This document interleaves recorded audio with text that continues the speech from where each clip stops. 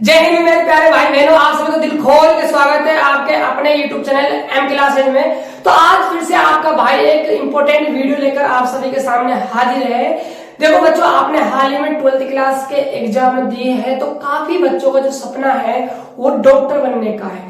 तो बच्चों देखो, डॉक्टर बनने से पहले आपको एग्जाम क्वालिफाई करना होता है जिसका नाम है नीट एग्जाम। आपने नाम भी सुना होगा और काफी बच्चों ने प्लान भी कर लिया होगा कि हम इस साल नीट एग्जाम की तैयारी करेंगे। देखो बच्चों, आप किसी भी एग्जाम की तैयारी करते हो तो उससे पहले आपको उस एग्जाम के बारे में संपूर्ण जानकारी पता होना जरूरी है। तो आज हम इस वीडियो में यही बात करने वाले हैं कि नीट एग्जाम क्या है। नीट एग्जाम के बारे में हम आपको पूरी जानकारी देने वाले हैं इस वीडियो में। आप वीडियो को लास्ट तक देखना, आपको सारी चीजें समझ में आएगी कि नीट एग्जाम क्या होता है। ठीक है, यदि आप हमारे चैनल पहली बार विजिट किए हो तो हमारे चैनल को सब्सक्राइब कर देना और वीडियो को लाइक कर देना।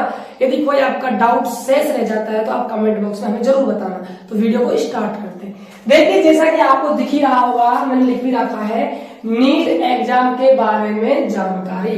तो देखो बच्चों, पहला जो हमारा क्वेश्चन होता है वो ये होता है, नीट एग्जाम क्या होता है। तो देखो बच्चों, मैं आपको बता दूं नीट एग्जाम क्या होता है, सुनना ध्यान से। पहले तो मैं आपको बताता हूँ नीट की फुल फॉर्म क्या है बच्चों। तो देखो क्या होती है, national eligibility cum entrance test.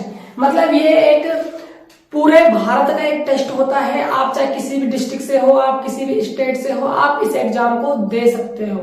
ठीक है बच्चों, देखो नीट एग्जाम भी दो प्रकार का होता है। एक तो होता है नीट यूजी, एक होता है नीट पीजी। यूजी का मतलब होता है बच्चों अंडर ग्रेजुएट, पीजी का मतलब होता है पोस्ट ग्रेजुएट। अब सुनना इसमें अंतर, यदि आप 12th क्लास के बाद एग्जाम दे रहे हो तो आपको देना होगा नीट यूजी।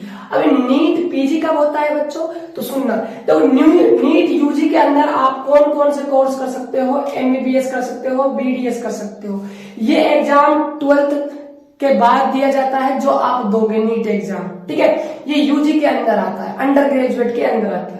यदि आप नीट पीजी देना चाहते हो तो बच्चों नीट पीजी तब दिया जाता है जब आप नीट यूजी क्वालिफाई करके कॉलेज में एडमिशन लेकर एमबीबीएस की डिग्री कर लेते हो, तब आप आगे अगली पोस्ट के लिए फॉर्म भरते हो नीट का, तो वो आता है नीट पीजी में। इसकी सहायता से आप एमडी और एमएस के डॉक्टर बन सकते हो। अगला जो हमारा क्वेश्चन होता है कि सर जो नीट एग्जाम होता है इसको कौन सी एजेंसी कंडक्ट करवाती है। देखो, हर एग्जाम अलग अलग एजेंसी कंडक्ट करवाती है, तो इसको कौन सी एजेंसी कंडक्ट करवाती है, सुनना बच्चों। एनटीए, एनटीए का मतलब होता है नेशनल टेस्टिंग एजेंसी। ठीक है बच्चों, अगला जो हमारा क्वेश्चन होता है नीट एग्जाम के लिए योग्यता। सर योग्यता क्या चाहिए हमें नीट एग्जाम में बैठने के लिए, तो सुनना बच्चों कौन कौन सी योग्यता है। देखो, पहली जो योग्यता है वो ये है, आप 12वीं में हो चलेगा, या आप 12वीं पास हो। जैसे कि बच्चों अभी आप हाल ही में 12वीं क्लास में थे तो आप नीट यूजी का फॉर्म अप्लाई कर सकते थे। यदि आपने नहीं किया तो अब आप 12th पास करके आप नीट यूजी का फॉर्म अप्लाई कर सकते हो। मतलब 12th में हो तब भी आप भर सकते हो इस फॉर्म को, या आप 12th के बाद भी भर सकते हो। ठीक है, अगला जो है 12th में सब्जेक्ट पीसीबी होना अनिवार्य है। ये बच्चे इंपोर्टेंट चीज है, आपके पास सब्जेक्ट हो 12th में और फिजिक्स, केमिस्ट्री और बायोलॉजी होना चाहिए। अब आप ये पूछोगे सर मैथ वाले भी भर सकते हैं क्या, तो बिल्कुल नहीं भर सकते भाई, सिर्फ बायोलॉजी वाले ही स्टूडेंट यहाँ पर नीट का फॉर्म अप्लाई कर सकते हैं। अगला देखो, अब अगला डाउट होगा सर 12th क्लास में कितनी परसेंटेज चाहिए जिससे कि हम नीट एग्जाम का फॉर्म फिल कर सके।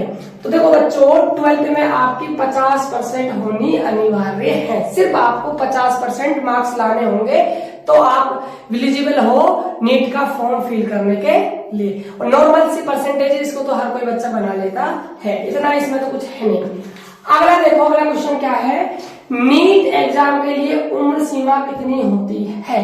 देखो बच्चों, नीट एग्जाम के लिए एक उम्र सीमा रखी गई है कि आप इस उम्र से इस उम्र के बीच ही नीट का फॉर्म फिल कर सकते हो। तो वो उम्र क्या है, सुनना ध्यान से। 17 वर्ष से लेकर 25 वर्ष के बीच आप नीट का फॉर्म अप्लाई कर सकते हो। 17 से 25 साल के बीच में। ठीक है। अब इसके अंदर कुछ नोट पॉइंट सुनना ध्यान से, कौन कौन से नोट पॉइंट है। पहला है, इस उम्र के बीच आप कितनी भी बार एग्जाम दे सकते हो बच्चों। 17 से 25 साल की एज के बीच में आप कितनी भी बार नीट का एग्जाम दे सकते हो, 5 बार 6 बार जो भी है ना।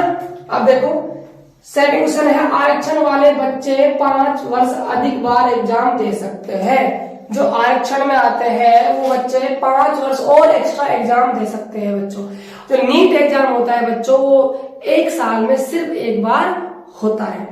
तो मतलब आप कह सकते हो कि 17 से 25 साल, 3 यहाँ 5 या 8 वर्ष है ना, 8 वर्ष तक 8 एग्जाम आप दे सकते हो नीट के। ठीक है बच्चों। अगला देखते हैं, अगला जो क्वेश्चन क्या है हमारा, वो ये है, नीट एग्जाम के लिए एग्जाम पैटर्न क्या होता है। जो सिलेबस होता है, जो पेपर का पैटर्न होता है, वो किस तरह का होता है। सुनो ध्यान से। देखो 3 सब्जेक्ट आएंगे आपके, फिजिक्स, केमिस्ट्री और बायोलॉजी। अब बायोलॉजी भी 2 चीजों में बटकर आएगी, एक तो बॉटनी और एक आपकी जूलॉजी। अब सुनना ध्यान से, जो फिजिक्स है आपकी, उसके आपके आएंगे 45 क्वेश्चन और हर एक क्वेश्चन बच्चों 4 नंबर का होगा। तो 45 गुणा 4 किया तो 180 मार्क्स की आएगी आपकी फिजिक्स। इसी प्रकार केमिस्ट्री के भी 45 क्वेश्चन आएंगे, प्रत्येक क्वेश्चन 4 नंबर का है। 45 गुणा 4 कितने हो गए, 180 मार्क्स हो गए। ठीक है। बात की जाए बायोलॉजी, बॉटनी के 45 क्वेश्चन आएंगे, जूलॉजी के भी 45 आएंगे, प्रत्येक क्वेश्चन 4 नंबर का। तो 45 गुणा 4, 45 गुणा 4 प्लस करोगे तो 180 प्लस 180 जुड़कर हो जाएंगे आपके 360। अब बात कर लेते हैं कि पेपर के अंदर कितने क्वेश्चन मिलेंगे और पेपर कुल कितने नंबर का होने वाला है। ठीक है। तो देखो टोटल क्यों लिखा है, टोटल क्वेश्चन 180 आएंगे। टोटल टेस्ट नंबर कितने नंबर का होगा पूरा एग्जाम, तो बच्चों ये होगा आपका 720 मार्क्स का। ठीक है। अब आप सोच रहे हो सर क्या नेगेटिव मार्किंग भी होती है? बिल्कुल होती है नीट एग्जाम में नेगेटिव मार्किंग। अब नेगेटिव मार्किंग किस प्रकार होती है, सुनना ध्यान से। तो नेगेटिव जो मार्किंग होती है आपकी वो 1/4 होती है बच्चों। 1/4 का मतलब क्या होता है, सुनना ध्यान से। मान लीजिए आपने एक क्वेश्चन गलत कर दिया, ठीक है, और एक क्वेश्चन 4 नंबर का है बच्चों, तो एक क्वेश्चन यदि आपने गलत किया है तो आपका 1 नंबर सही वाला कट जाएगा। ये होता है 1/4 नेगेटिव मार्किंग का मतलब। ठीक है। अब बात करते हैं कि सर जो नीट एग्जाम होता है वो कौन सी भाषाओं में आता है। तो बच्चों जो लैंग्वेज होती है टोटल नीट एग्जाम के अंदर वो होती है 13 लैंग्वेज में पेपर आ सकता है। अब आप किस लैंग्वेज के हो, आप उसके अकॉर्डिंग फॉर्म आप फिल करोगे तो वहां पर आपको अपनी लैंग्वेज फिल करनी होगी। और बच्चों जो इंग्लिश जो है वो कंपलसरी है। एक जो भाषा है वो आप अपने हिसाब से चुन सकते हो, हिंदी है ना। इंग्लिश यदि आपने चुनी तो फिर पेपर आपका इंग्लिश में आने वाला है। यदि आपने पंजाबी चुनी बच्चों तो पंजाबी तो आएगी, साथ में इंग्लिश भी आएगी। इंग्लिश आपकी क्या है, लैंग्वेज कंपलसरी है। अब बात करते हैं कि सर पेपर का जो टाइमिंग है वो कंप्लीट कितने घंटे का होने वाला है पेपर हमारा। तो देखो बच्चों जो टाइम होता है वो आपका होता है 3 घंटे का पेपर आपका होता है। अब बात कर लेते हैं कि सर जो सिलेबस होता है वो कौन कौन सी क्लास का आता है नीट एग्जाम में। तो सुनना बच्चों, जो आपका सिलेबस होता है वो 11th और 12th क्लास का आता है।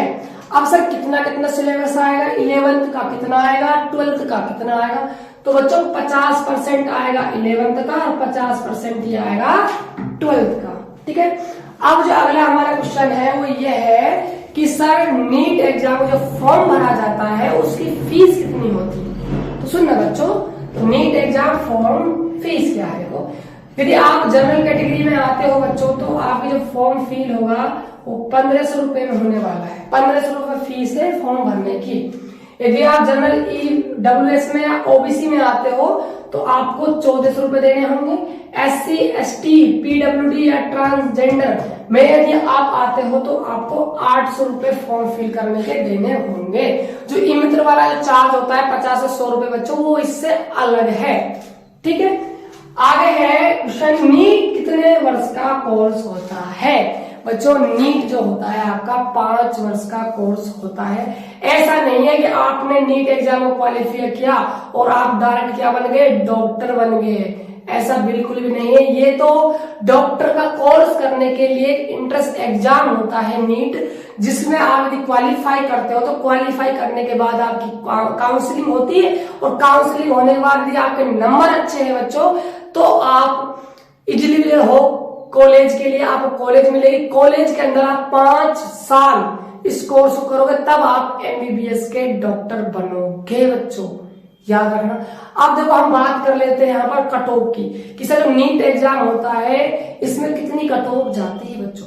देखो बच्चों, यदि आप जनरल कैटेगरी में आते हो तो आपको याद रखना है, आप यदि 660 प्लस नंबर लाते हो 720 में से 660 प्लस नंबर लाते हो, तभी आपको एक अच्छा कॉलेज मिलेगा एमबीबीएस करने के लिए। यदि आप ओबीसी में आते हो बच्चों तो 650 प्लस नंबर मान के चलिए एक अच्छे कॉलेज लेने के लिए। यदि आप SC ST में आते हो तो आप 630 प्लस नंबर मान के चलिए। यदि आप इस कैटेगरी के अंदर आते हो, PWD ट्रांसजेंडर के अंदर आते हो, तो मान के चलिए कि आपको 600 प्लस मार्क्स तो लाना ही होगा बच्चों, यदि आपको एक अच्छी कॉलेज से एमबीबीएस करनी है। तो बच्चों ये थी नीट एग्जाम के बारे में कंप्लीट इंफॉर्मेशन। तो आप सभी बच्चे हमें कमेंट बॉक्स में जरूर बताना कि आपको ये इंफॉर्मेशन कैसी लगी। यदि आपको ये इंफॉर्मेशन अच्छी लगी हो तो इस वीडियो को अपने दोस्तों के पास शेयर करना, और यदि चैनल पहली बार आए हो तो अपने भाई को सपोर्ट करना, वीडियो को लाइक जरूर करना और वीडियो को शेयर कर देना, और चैनल को सब्सक्राइब भी जरूर कर लेना। तो मिलते हैं नेक्स्ट वीडियो में, तब तक के लिए जय हिंद जय भारत।